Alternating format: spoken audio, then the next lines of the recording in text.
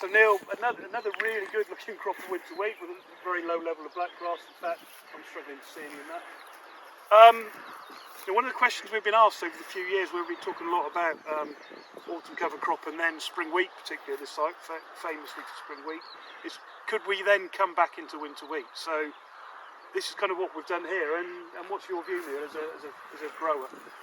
Well, yeah, this is interesting because this previous history on here is it's had cover crop followed by spring wheat for the last 4 harvests, and then we just thought we've never actually done it that we've coming back into a winter wheat after a spring wheat. I think we've always been a little bit put off thinking about the sheer number of potentially volunteer spring wheat that we might get in the winter wheat.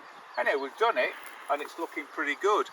And I think we're still sort of planning what we're going to do next year, but possibly we'll look at coming back into an autumn sown cover crop again to deal with blackgrass, back into spring wheat, and then we'll follow up the spring wheat again next year with winter wheat. So we're really looking at the system and just seeing it, trying it.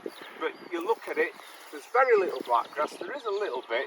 You can see the odd volunteer spring wheats from the previous crop. I think more importantly, there seems to be very little evidence of any take-all whatsoever in this plot, which I suppose, you come back to it, you think about, we're breaking the take-all cycle when we've got the cover crop in over the autumn. So we'll see how it goes, Mark. So, one of the things we're wrestling with is how we establish our cover crops. So where we've had spring cropping, we've tried to minimise the chemistry and then broadcast small seeds into our standing cover crop. But where we've got winter wheat and we've had a full herbicide programme, so this has had Liberator Procluse, and it's had some Morphin Fenicet and Avadex. Do we dare broadcast a cover crop, or are we going to have to move a little bit of soil?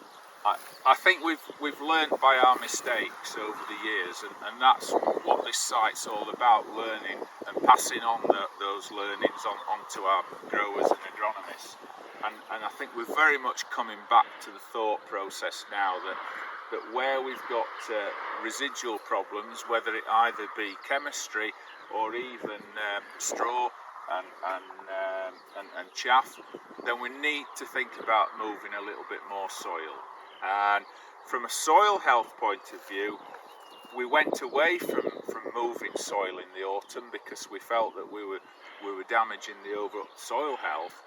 But what we've actually found is that you've often got to take a step back slightly to get a good cover crop in the ground, and that will more than compensate for the detriment that we've done to the soil. We sort of take one step back and then 3 steps forward to get a good cover crop established. Right.